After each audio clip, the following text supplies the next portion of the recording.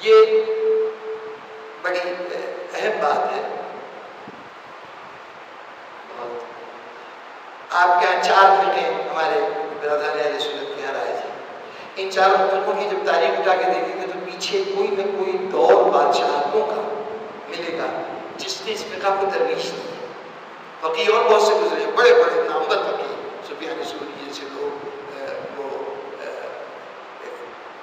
اس میں تصوف کی دنیا کے بڑے آدمی ہیں، حسن بصری، ان کا بھی اپنے طور پر وہ تھا. تاریخ تبری کا مصنف جو تبری ہے، زید محمد بن جریر تبری، وہ بھی بہت بڑا فقیہ تھا. اس کی فقہ کی کتاب الگ ہے، تفسیر الگ ہے اور تاریخ الگ ہے. بہت بڑا آدمی تھا محمد بن جریر تبری. بلکہ ان 4 ائمہ جو ائمہ فقہ کہلاتے ہیں، ان کے مقابلے علمی اعتبار سے ابن جریر کا مقام کہیں زیادہ بلند ہے تاریخ تبری والے ابن جریر کا. ان سب کی فقہ ختم ہو گئی، اس لیے کہ ان فقہوں میں سے کسی فقہ کو کسی بادشاہ کی سرپرستی نہیں ملی.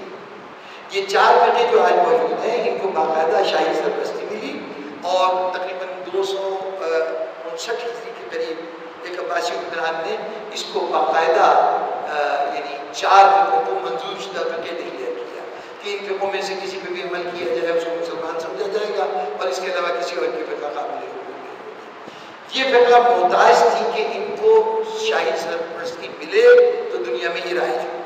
اس کے مقابلے میں آپ یہ دیکھتے ہیں کہ جیسے ہی ایک زمانہ آیا کہ بنو امیہ کی سلطنت کو زوال ہوا اور بنو عباس سر اٹھانے لگے، اس زمانے میں شورش بڑھنا شروع ہوئی. اب نہ کوئی بنو عباس کی سنتا ہے، نہ بنو امیہ کی سنتا ہے. کمزور حکومتیں ہو جائیں، جیسے آج کل آپ کے ملک میں دور ہے، اس سے قریب تر دور تھا وہ طوائف الملوکی کا، اس سے زیادہ بڑا ہوا کہ اب بادشاہوں کو اپنی بادشاہت کی پڑی ہوئی ہے. اب ان کو اس کی پرواہ نہیں کہ عوام کا عقیدہ کیا ہے، نظریہ کیا ہے، کون کیا مانتا ہے کیا نہیں مانتا ہے.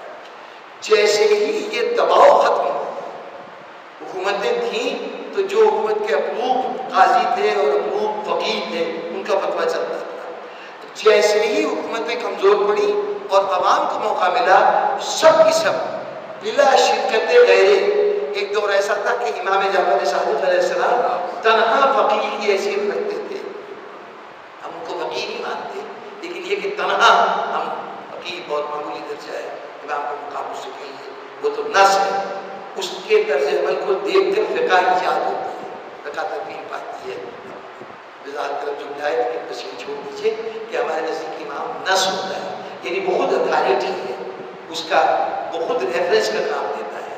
اس کو ریفرنسز کی بنیاد پر نتیجہ نہیں نکالتا ہے جو فقیہ کرتا ہے. تو فقیہ کا کام چھوٹا ہے. لیکن ایک زمانہ تھا کہ ابھی نہ فقہ حنفی ہے نہ فقہ مالکی ہے، یہ ابھی پیدا ہی نہیں. جس وقت امام جعفر صادق علیہ السلام ہے، ان 4 مقام میں سب سے سینئر ہیں امام ابو حنیفہ. امام ابو حنیفہ شاگرد ہیں امام جعفر صادق علیہ السلام کے، 2 سال تک شاگرد رہے. تو جس وقت امام درس دیتے تھے اس وقت ان لوگوں میں سے کوئی آدمی وجود ہی نہیں رکھتا تھا، اور وجود رکھتا تھا تو اس پوزیشن میں نہیں تھا کہ وہ استاد کی حیثیت سے دوسروں کو احکام شریعت کی تعلیم دے. صرف امام جعفر صادق علیہ السلام درس دے رہے تھے، اور 4000 کے قریب آپ کے شاگرد مدینے کے اندر وہ تھے کہ جنہوں نے امام سے فیض حاصل کیا ہے. یعنی یہ ایک وقت میں نہیں ہے. مدینے میں آپ کے قیام کے 34 سال کا آپ کا دور ہے، اس میں 32 سال کا، اس 32 سال کے عرصے میں آپ کے جتنے شاگرد رہے ہیں اس میں مدینے کے شاگردوں کی تعداد الگ ہے، کوفے کے شاگردوں کی تعداد الگ ہے. تو مدینے میں آپ کے 4000 شاگرد رہے ہیں، یعنی پوری یونیورسٹی تھی جس نے پوری نسل کو سیراب کیا ہے. ان کے ذریعے سے وہ تمام باتیں جو اب تک چھپائی جا رہی تھیں ان سب کو ظہور کا موقع ملا. ہم امام باقر علیہ السلام اور امام جعفر صادق علیہ السلام، جہاں امام باقر علیہ السلام کو باقر العلوم کہا جاتا ہے. باقر کہتے ہیں کھودنے والے کو، خاص طور پر یہ لفظ استعمال ہوا کہ جیسے بیل زمین کو اپنی سیموں سے کھود دیتا ہے، وہاں سے لفظ باقر ایجاد ہوا ہے. باقر کا مطلب ہے منکشف کرنے والا، چھپی ہوئی چیزوں کو اوپر کے پردے ہٹا کر ظاہر کرنے والا. تو یہ باقر العلوم ہے. نام تو آپ کا وہی ہے جو حضور صلی اللہ علیہ وسلم کا نام نامی ہے، لیکن آپ کو جو لقب دیا گیا وہ علوم کو ظاہر کرنے والا، اس لیے کہ علوم پر جو پردہ ڈالا گیا تھا ان 90 سالوں میں اس کو منکشف کر رہے ہیں. 114 ہجری میں امام محمد باقر علیہ السلام شہید ہوئے. اب دور شروع ہوا امام جعفر صادق علیہ السلام کا، جو آپ سمجھیے کہ حضرت امام باقر سے جو سنت شروع ہوئی تھی، امام جعفر صادق علیہ السلام نے اس کو 4 چاند لگا دیے، اور ان کے دور میں یہ علوم اور زیادہ تفصیل سے پہلے۔ اس کے بعد امام موشی کاظم علیہ السلام کی خدمات کو ہم سے بھی اس حوالے سے دیکھتے ہیں کہ وہ آپ نے کہا 14 سال قید میں گزر گئے۔ خیال ہے امام موشی کاظم علیہ السلام چاروں تمام ائمہ میں سوائے امام زمانہ کے وہ شخصیت ہے جن کا دور امامت سب سے لمبا ہے، یعنی وہ بہت زیادہ لمبا نہیں، 34 سال ہے آپ کا دور امامت، 34 سال ہے۔ اس 34 سال میں امام علیہ السلام کا یہ نہ سمجھیے کہ سارا عرصہ آپ کا قید میں گزرا، 14 سال کی ضرور آپ نے قید کاٹی ہے، لیکن وہ اس طرح سے کہ قید میں جاتے تھے، پھر کوئی صورتحال پیدا ہوتی تھی، بادشاہ تبدیل ہوتا تھا، وہ ان کو رہا کر دیتا تھا، پھر بادشاہ تبدیل ہوئی یا بادشاہ کا ذہن بدلا، پھر قید میں ڈال دیے گئے۔ یہ سلسلہ کئی مرتبہ قید میں جانے اور آنے کا ہوا۔ 34 سال میں سے 14 سال قید کے ہیں، 20 سال آپ کو اسی طرح درس و تدریس میں گزرے ہیں جیسے امام جعفر صادق علیہ السلام اور امام محمد باقر علیہ السلام۔ ہمارے جو راویان ائمہ ہیں جنہوں نے ائمہ سے روایت کی ہے، اس میں سے 18 راویوں کو کہا جاتا ہے اصحاب اجماع۔ یہ اصحاب اجماع سے کیا مراد ہے؟ اصحاب اجماع وہ 18 راوی ہیں کہ جن سے اگر کوئی روایت نقل ہو، جو وہ کہتے ہیں کہ یہ امام سے ہم نے سنا اور آگے بیان کیا، تو بعد کے راویوں پہ شبہ ہو تو ہو، ان 18 راویوں پر سارے مجتہدین اور سارے مراجعین اور سارے محدثین کا اجتماع ہے کہ ان کی بیان کردہ روایت غلط نہیں ہو سکتی۔ اگر ان کا نام بیچ میں ہے مثال فہرست انہوں نے امام سے سنا ہے تو یقیناً امام نے یہ کہا ہوگا، بشرطے کہ بعد کے راوی نے کوئی تبدیلی نہیں کرتی ہو، کوئی اور ان کا نام غلط استعمال نہ کر رہا ہو، یہ راوی سچے راوی ہیں۔ ان 18 راویوں میں سے 6 راوی دور امام محمد باقر علیہ السلام کے ہیں، 6 اصحاب امام جعفر صادق علیہ السلام میں سے ہیں، اور 6 امام موشی کاظم علیہ السلام کے ہیں۔ اس طریقے سے یہ ترویج علوم کا دور ہے، اور اس میں ان 3 اماموں نے، باقی اماموں نے بھی بہت ساری خدمات سر انجام دی ہیں، لیکن یہ 3 امام ہیں جنہوں نے وہ تمام علوم جن کے پر پردہ ڈالا گیا، جن کو چھپایا گیا، اور وہ فضائل کے پہلو جو نگاہوں سے گزر تھے، وہ سارے کے سارے انہوں نے منتشر کیے۔ امام جعفر صادق علیہ السلام سے کسی شخص نے پوچھا تھا کہ مولا ہم آپ کے جد بزرگوار حضرت علی کے متعلق بعض ایسے فضائل سنتے ہیں لوگوں کی زبانی، غیروں کی زبانی، کہ جو ہم نے اپنے علماء سے تو نہیں سنے ہوتے یا آپ کے راویوں سے تو نہیں سنے ہوتے، لیکن وہ فضائل بڑے اچھے لگتے ہیں، بڑے یعنی خوبصورت باتیں ہوتی ہیں جو اماموں سے منسوب ہے۔ تو امام نے فرمایا تھا کہ کیا ہم نے فضائل علی بن ابی طالب بیان کرنے میں کوئی کمی چھوڑی ہے؟ جو ہم نے چھوڑا ہے اس میں کوئی کمی رہ گئی ہے جس کو وہ دور کر رہے ہیں؟ یاد رکھو جو فضیلت ہم نے نہیں بیان کی صرف غیر بیان کر رہا ہے، تو آج وہ یہ فضیلت بیان کر کے اپنے جملوں کو تمہاری زبان پہ جاری کرانا چاہتا ہے۔ آج وہ ایک ایسی بات کہہ رہا ہے جو تمہیں اچھی لگتی ہے، کل وہ تم سے وہ بات کروا دے گا جو تمہارے اپنے نظریے اور عقیدے کے خلاف ہے۔ یعنی ہمارے یہاں فضائل ائمہ کو ماننے کے لیے بھی نص کی ضرورت ہے۔ اس ارشاد سے یہ پتہ چلتا ہے کہ جب تک امام کی طرف سے شہادت نہ ملے کہ یہ فضیلت تھی، اس وقت تک ہمیں ایجاد کرنے کی ضرورت نہیں۔ ہم میں سے میرے جیسے بہت سے ذاکروں کو اس معاملے میں بہت محتاط ہونا چاہیے، جو قرآن کی آیتوں کو الٹ پلٹ کے اور حدیث کے معنی کو اپنی عقل سے اس کی تعبیر کر کے کچھ ایسی باتیں بھی منسوخ کر دیتے ہیں جو ائمہ سے منسوخ نہیں ہیں، ائمہ نے بیان نہیں کی ہے، بلکہ یہاں تک ہمیں تو اشارے ملے ہیں کہ یہ جو ہم زیارت پڑھتے ہیں بعد میں امام کا نام لے کر مجلس کے اختتام پر، نماز کے اختتام پر، یہ زیارت بھی مسنون ہونی چاہیے، امام کی طرف نسبت رکھنے والی زیارت پڑھنی چاہیے۔ اپنے طور پر ہم خطابات نہ دیں، ایسے خطاب ویزا نہ کریں، ہم نہیں جانتے کہ ہم خطاب دے دیں اس میں کیا وہ معنویت ہے جو امام کی شان سے مطابقت رکھتی ہو، یقیناً امام کے منصب سے کم ہوگی، یا ایسی بات امام کی نسبت دے رہے ہوں گے جو امام کی شان نہیں ہوگی۔ ہم ہر معاملے میں انہی معصومین کی ہدایات کے پابند ہیں، چاہے وہ فضائل کی بات ہو اور چاہے کسی کے عیب کا بات ہو۔ اگر کسی اصحاب رسول میں سے کسی کا نام لے کر انہوں نے نامزد کیا ہے کہ لعنت کا حقدار ہے تو اس میں تو لعنت ٹھیک ہے، لیکن کسی اور کا نام لے کر ہمیں حق نہیں پہنچتا۔ دشمنان اہل بیت کے کس میں چاہے لعنت بھیجیے، لیکن اپنے طور پہ فرض کر کے، جیسے ابھی پچھلے دنوں میں نے شام میں سنا کہ وہ کچھ ہمارے ماتی حضرت کا ایک گروہ تھا جس نے کہنا شروع کیا کہ حضرت بلال نعوذ باللہ یعنی دشمنان اہل بیت میں سے تھے، اور اب آپ ان کی قبر پہ کھڑے کے لعنت بھیجی جا رہی ہے اور ایک جگہ پتھر مارے گئے قبر کے اوپر، یہاں تک کہ نوبت کے آگے۔ اب یہ خود ساختہ تاریخ کی بنیاد پر نہ کسی کو لعنت کا موضوع بنایا جا سکتا ہے، نہ کسی کو درود کا موضوع بنایا جا سکتا ہے۔ درود کے اقدار بھی وہی ہے جس کے لیے نص ہے کہ ان پہ درود بھیجو، اور لعنت کے بھی اقدار نام بنام وہی ہیں جن کے اوپر نام لے کر لعنت بھیجی گئی ہے، ورنہ اجماعی درود اور اجماعی لعنت سے کام لینا چاہیے۔ اللہ خود جانتا ہے کہ کون اس کا اقدار ہے، اس تک پہنچا دے گا، ہمیں اب نہیں پہنچتا کہ ہم کسی کا نام لیں، ورنہ اگر حضرت حر کے ہم ظاہر کو دیکھتے رہیں اور اس کے اعتبار سے کہ یزید کے فوج کے سپاہی تھا اور اسی معلومات کی بنیاد پر ہم فتویٰ دیتے کہ ان کو لعنت بھیجی جائے، تو خیال ہے کہ علماء بھی تھا کہ جب حر نے تبدیلی سمت کر لی اور اس رستے پہ آ گئے کہ جہاں وہ درود و سلام کے اقدار بن گئے، تو لعنتوں کے لیے خود انتخاب نہ کیجیے، خدا کے لیے۔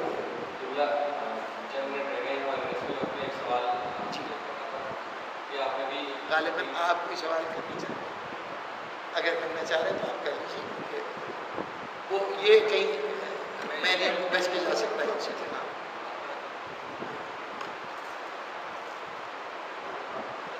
میرا سوال یہ ہے کہ جناب علی کی داستان اور شجاعت کی انتظاری کا ہم ہوئی کی اس خوشی، تو آخر میں یہ کچھ ایک وقت ایسا آتا ہے کہ آپ اتنے بے بس نظر آتے ہیں کہ آپ نماز پڑھنے کا کسی پہ نام دینا ہے، اس کے بعد آپ کے گھر کے اوپر حملہ کر دینا، دروازے کو جلا دینا، بیوی کا پہلو شکستہ ہو جانا، جناب مسلم کا شہید ہو جانا، تو یہ کیا مسئلہ ہے کہ اس کے کوئی ریئیکشن نہیں دکھایا، کوئی خاموشی رہی ہے، کوئی وسیع نظر آتی ہے، ایسا کیوں؟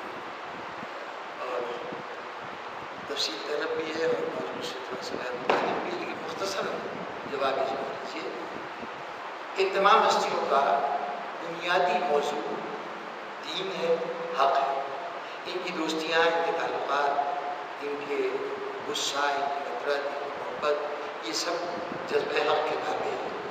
جناب امیر علیہ السلام نے اپنے مغلوب دشمن کے سینے سے اتر کے یہ بات واضح کر دی ہے کہ اب میری شخصیت جو ہے وہ میرے لیے موضوع بحث نہیں ہے، اس کو نقصان پہنچے، اس کو فائدہ پہنچے، یہ میرا مسئلہ یہ نہیں ہے کہ اس کی طرف توجہ ہو۔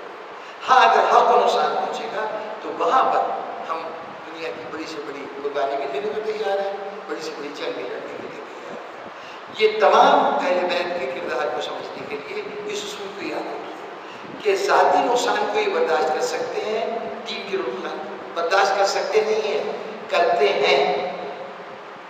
ایک حکم الہی ہے لا تفسدوا فی الارض، زمین میں فساد پیدا نہ کرو۔ امن کو قائم رکھنا اسلام کے بنیادی مقاصد میں سے ہے۔ ہر قیمت پر امن قائم رکھا جائے گا، بڑی سے بڑی قربانی دے کر، لیکن جب تک اپنی ذات کی کسی بھی چیز کی قربانی ہے وہ تو دی جا سکتی ہے۔ اگر امن قائم رکھنے کے نتیجے میں باطل کی حمایت ہوتی ہے اور حق کی مخالفت ہوتی ہے تو اب امن نہیں قائم رہے گا، اب چلو، اور اس کے لیے بڑی سے بڑی قربانی دی جا سکتی ہے۔ اگر یہ اصول آپ کے سامنے واضح ہو نا تو آپ کو سارا طرز عمل سمجھ میں آتا رہے گا۔ خلافت جا رہی ہے، یہ جناب امیر علیہ السلام کے حق کا معاملہ، یعنی یہ دین کا معاملہ نہیں ہے، یہ جناب امیر کی خاص پوزیشن تھی۔ ان کو اقتدار سے، میں نے عرض کیا ہے، یہ بہت علمی بحث ہے کہ ان کو اقتدار سے نہیں، ان کو اس معاشرے سے دلچسپی تھی کہ اس معاشرے کی حفاظت ہو سکے۔ اس حفاظت کا کام ہی امامت کا بنیادی فریضہ ہی اس معاشرے کا قیام ہے، یعنی وہ کامل معاشرہ کہ جو ان تمام اصولوں کے مطابق زندگی گزر کر سکے کہ جو اللہ نے انسانیت کے لیے معین کیے ہیں، اور یہ سب اپنی رضا و رغبت سے کرے، تب وہ معاشرہ ہوگا، جبر کے ذریعے سے نہیں ہوگا، اسلام قوت سے نافذ نہیں ہوگا۔ اس معاشرے کا اصول امامت کا بنیادی موقف ہے۔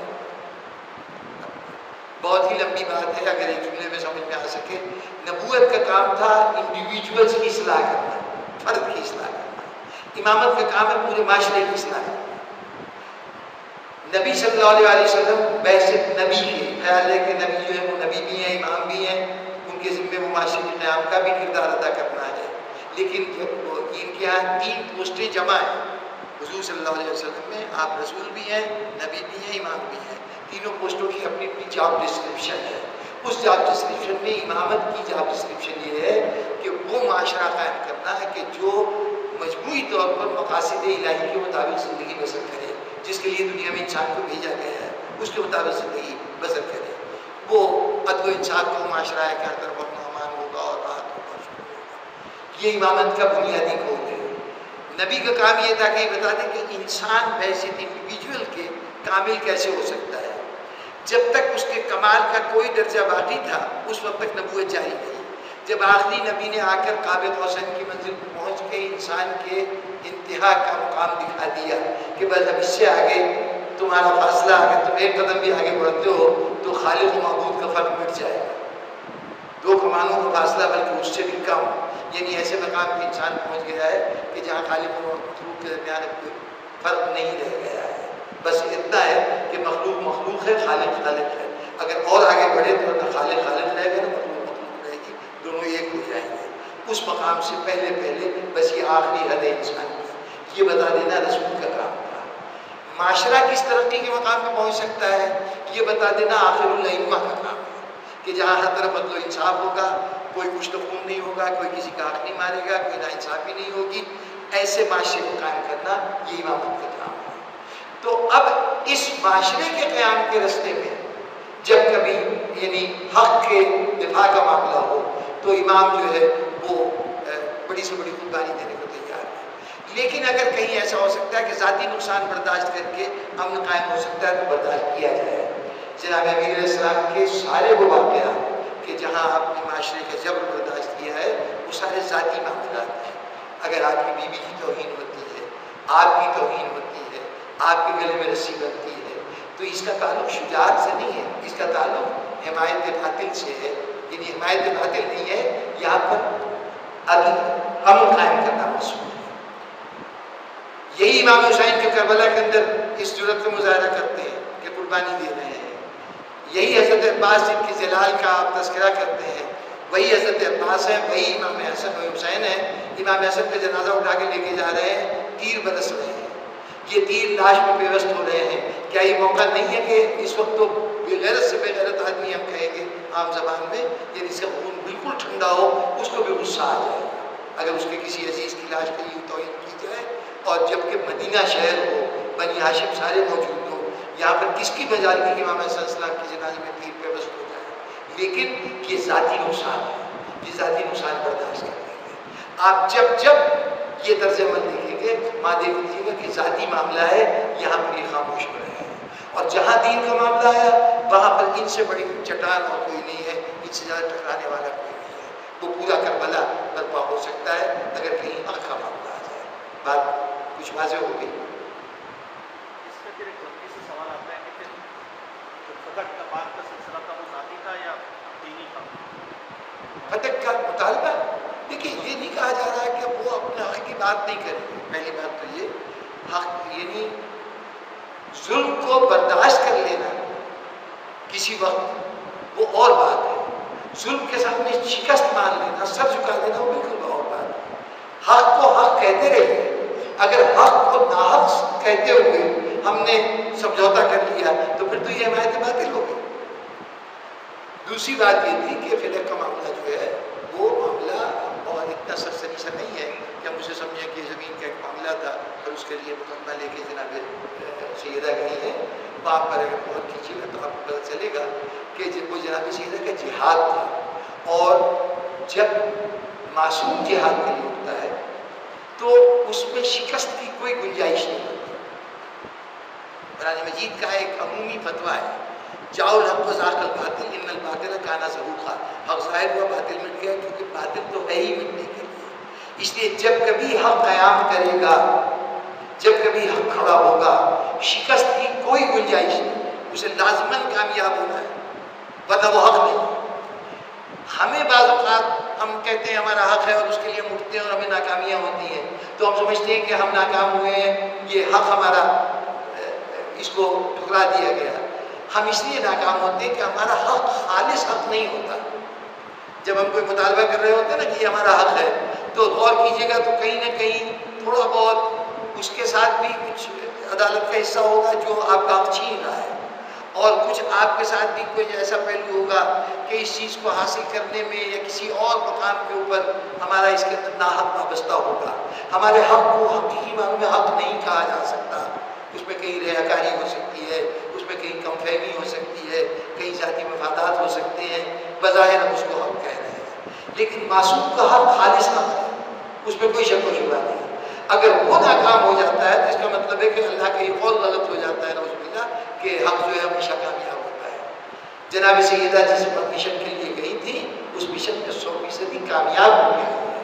اب یہ طریقہ جنگ ہے کہ اس میں دیکھتے ہوئے آپ سوچ رہے ہیں کہ وہ مانگ رہی ہیں باغ اور باغ نہیں دیا گیا. کیا پتا کہ ان کے سامنے باغ سے مسئلہ ہی نہ ہو، انہیں تو صرف مقابل سے ایک جواب چاہیے. اب وہ جواب کیا تھا اور وہ مصلحت کیا تھی، وہ پھر اس کے لیے ایک گفتگو اپنی کا درکار ہے. بس یوں سمجھ لیجیے کہ کچھ چیزیں دین کی بنیادیں تھیں جن کو مٹایا جا رہا تھا، ان بنیادوں کو بحال کرنا مقصود تھا، جس کے لیے جناب سیدہ نے اقدام کیا. اور جناب سیدہ کا اقدام ہر حق کے اقدام کی طرح سے کامیابی پہ اقدام پہنچا ہے. یہ نہ سمجھیے جناب سیدہ محروم نہیں ہوگی تو بات کے سلسلے میں محروم ہوگی، اپنے مقصد کے اعتبار سے محروم نہیں ہے. جس مشن کو لے کے گئی تھی وہ پوری طرح اچیو کی ہے. یہ بالکل کربلا ہے کہ جان جا رہی ہے لیکن کامیابی حسین کی ہے، کامیاب حسین ہے. اسی طرح وہاں مال جا رہا ہے لیکن کامیابی جناب سیدہ کی ہے.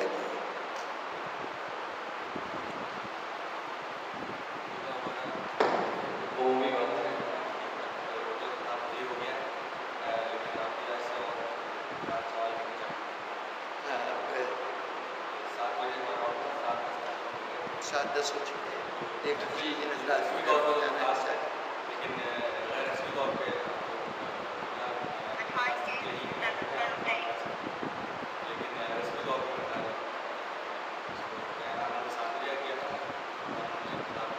اچھا اس مرحلے پہ میں جانے سے پہلے اب وہ ختم ہو گئی.